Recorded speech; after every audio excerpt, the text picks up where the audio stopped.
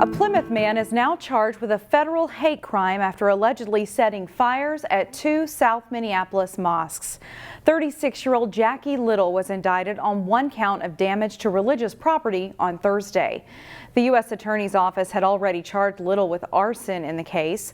Little is also accused of vandalizing Representative Ilhan Omar's Minneapolis office and an entryway at a Somali marketplace. According to the indictment, Little's mother told investigators that he had a fascination with fire. Plymouth police helped the feds identify Little before his arrest. A New Hope man has been charged with murder after he allegedly stabbed a man near a Brooklyn Center apartment complex. According to the criminal complaint, 28-year-old Demetrius Harris fatally stabbed Antonio Moore after assaulting his sister.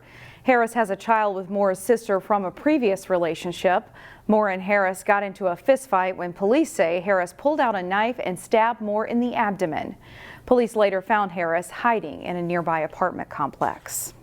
One local school district has new security measures in place for anyone who enters its schools. Rusty Ray explains what those include and why.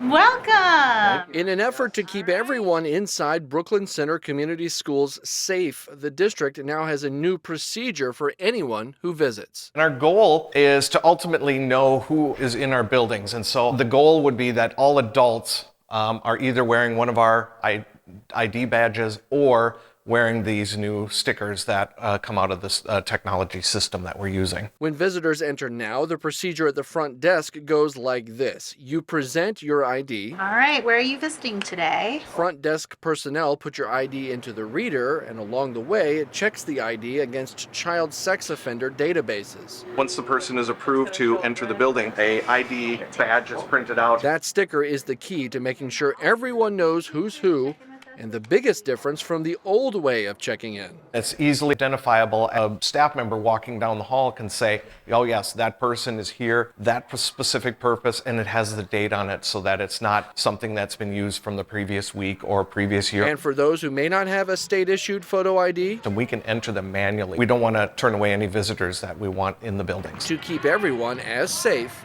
as possible. In Brooklyn Center, Rusty Ray, CCX News. The district is also investing in other technology to beef up security at its handful of school buildings in Brooklyn Center. Another local event has been canceled because of dog flu. The city of Plymouth announced that it has canceled its annual Bark in the Park event that was scheduled to be held May 20th. The cancellation is the second significant animal-related event to have changes.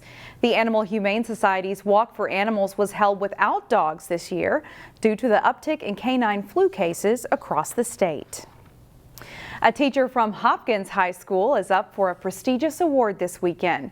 In this week's School Spotlight, Delane Cleveland introduces us to Fatuma Ali, who has a unique relationship with her students. Read chapter 13. Is that what you're going to ask me? This may look like your typical high school English class. If you agree, you're in the agree camp. If you disagree, you're over there. There's a little class discussion. Feels bad for Hassan, and he feels like a bad person because he betrayed his friend. Because of how young he was. Followed by some feedback from the teacher. He doesn't feel like maybe he's being a little too harsh on himself, being that he was like 11 when this happened. But Fatuma Ali isn't just your typical English teacher. We're just opening up your book. She's one of the 11 finalists for Minnesota's Teacher of the Year award. I'm still kind of a little bit in shock, like not fully cognizant of it, but also it's been such a difficult last couple of years in the teaching field. So having this as kind of like a bright spot it's been incredible. Incredible could be one word to describe the relationship she has with her students. Love, love, love her. She's an advocate for them. She listens to them. She connects with them both inside and outside of the classroom. One way she connects is by creating a curriculum the students care about. I've been intentional about teaching content that reflects my students and like as much of my students as possible. Creating classes when I found that there were gaps. Like I created two courses here in the English department that had a lot of popularity and a lot of student interest. She also creates a relaxing classroom atmosphere. Strongly. After all, it's not often that you'll see classrooms with beanbag chairs where kids can relax and hang out. All right, so we have about 20 pages to read today. Whether she wins the award remains to be seen, but either way, She wants the best for her students. My biggest goal is that they never stop seeking knowledge, that they're always looking for answers on their own and are not waiting for somebody else to tell them what they should and shouldn't be learning. At Hopkins High School, Blaine Cleveland, CCX News. In Maple Grove, a new addition to the shops at Arbor Lakes is creating quite a buzz. This is their home. This is where they'll be foraging. They'll go anywhere from 3 to 5 miles around here looking for flowers and water sources. The shops has partnered with Urban Beekeeping Company to monitor the bees. These particular bees are honeybees, and they will stay close to their 2 hives in Maple Grove year-round. During the winter, they stay huddled together to keep their hive at a nice 98-degree temperature. Bee populations have been in decline. The beekeeper says this is a way to bring awareness to pollinators and sustainability measures. I think that this can just be a very casual learning experience. You know, people just walking through, or hey, I gotta go get a new tire for my bike, or I want to go get a bite at Portillo's, and they just stop and they see this. And it's just an introduction to the bigger world around them rather than just what we see on the streets or in our 4 walls at home. You can find the bees at the shops near the Cycle Gear store.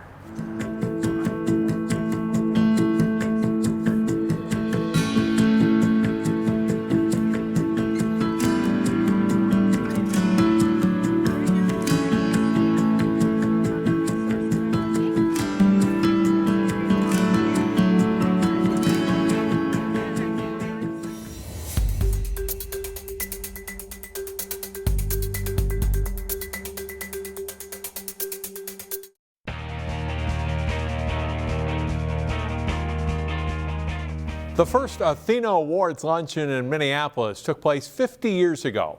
5 decades later, the event is still going strong. It was all smiles Friday morning in Brooklyn Center when over 50 talented high school girls from around the Minneapolis area gathered for the annual Athena Awards. One girl from each participating school is chosen as that year's Athena Award winner. While athletics play a huge role in selections, academics and character are considered too. And as accomplished as these young women are as student athletes, being picked as their school's Athena winner is a huge deal.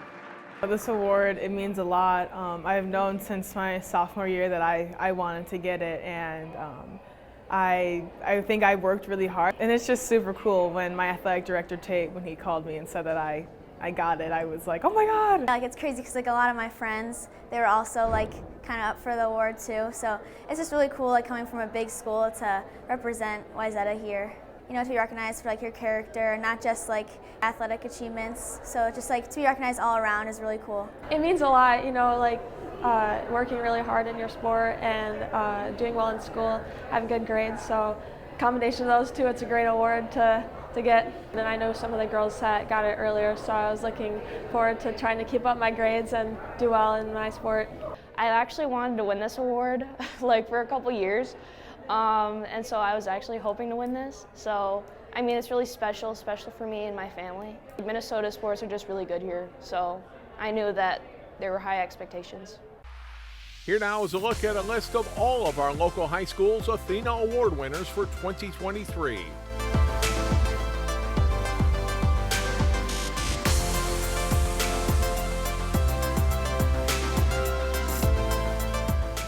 The Osseo and Armstrong softball teams went head-to-head Thursday.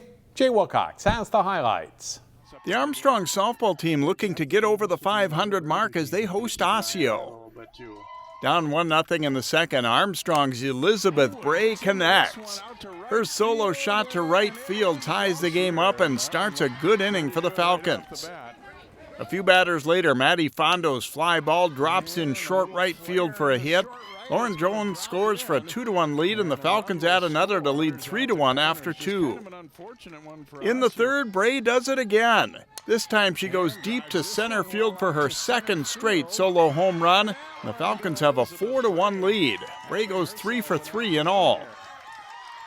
In the sixth, Osseo pulls closer as Megan Wackles bounces to short. She's out at first, but Tessa Strand scores. The Orioles are within 4-2.